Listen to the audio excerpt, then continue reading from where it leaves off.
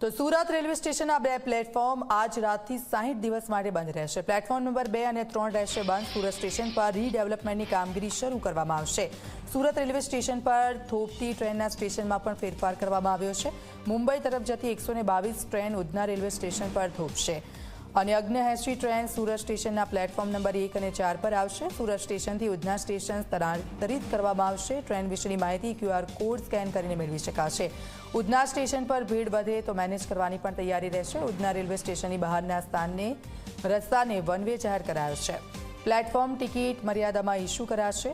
ઉધના સ્ટેશનમાં ઈસ્ટ તરફ પણ વેઇટિંગ એરિયા બનાવાશે।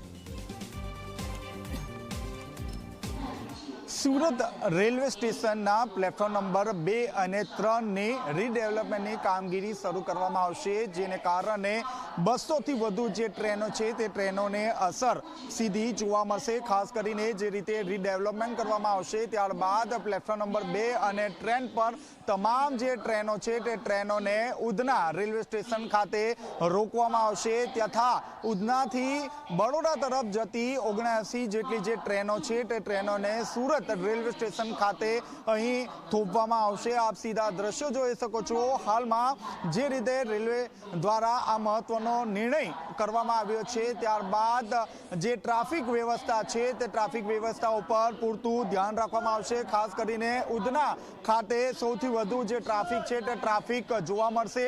અત્યાર સુધી ઉધના રેલવે સ્ટેશન ખાતે 5000 જેટલા મુસાફરો રોજિંદા મુસાફરી કરતા હતા, પરંતુ હાલમાં જે રીતે પ્લેટફોર્મ નંબર 2 અને 3 બંધ કરવામાં આવ્યો છે ત્યારબાદ તમામ જે ટ્રેનો છે તે ઉધના ખાતેથી ઉપડશે, જેને કારણે હવે ઉધના રેલવે સ્ટેશન ખાતે 75000થી વધુ જે મુસાફરો છે તે મુસાફરોની ભીડ જોવા મળશે। આ ભીડને પહોંચી વળવા માટે અલાયદુ પીઆઈ પીએસઆઈ સહિતનો જે કાફલો છે તે કાફલો ઉધના રેલવે સ્ટેશન ખાતે મૂકી દેવામાં આવ્યો છે। ટ્રાફિક વિભાગના 30થી વધુ ટીઆરબી જવાનો પણ ત્યાં મૂકી દેવામાં આવ્યો છે। આ સાથોસાથ જે ટિકિટ બારી છે તે ટિકિટ બારી પણ ત્યાં વધારી દેવામાં આવી છે। અત્યાર સુધી 5 ટિકિટ બારી હતી, પરંતુ હવે બંને તરફની જો વાત કરીએ તો 8 થી 9 જેટલી જે ટિકિટ બારીઓ છે તે ત્યાં ઉપલબ્ધ કરી દેવામાં આવશે। આજ રાતથી 12 વાગ્યાથી આ બંને જે પ્લેટફોર્મ છે તે પ્લેટફોર્મ બંધ કરી દેવામાં આવશે। આ સાથોસાથ વાત કરીએ તો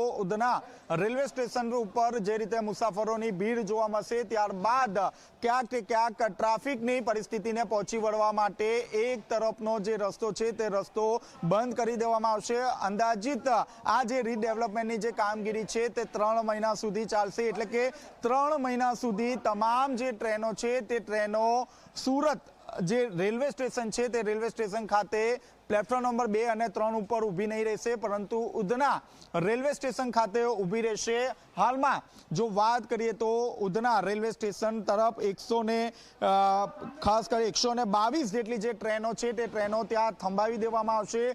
સૌથી વધુ જે હાલાકી છે તે મુસાફરોને પડશે, કારણ કે અત્યાર સુધી જે ટ્રેનો છે તે સુરત રેલવે સ્ટેશન ખાતે ઊભી રહેતી હતી, પરંતુ જે રીતે ઉધના રેલવે સ્ટેશન નવું જે જંકશન આપવામાં આવ્યું છે ત્યારબાદ તમામ જે મુસાફરો છે તે ઉધના રેલવે સ્ટેશન જવું પડશે અને ત્યાંથી પોતાની જે તે ટ્રેન જે છે તે પકડવાની રહેશે।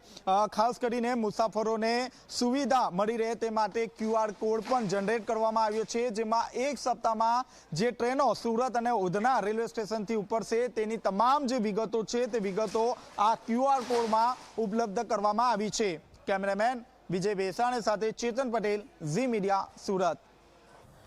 અને હવે વાત કરીશું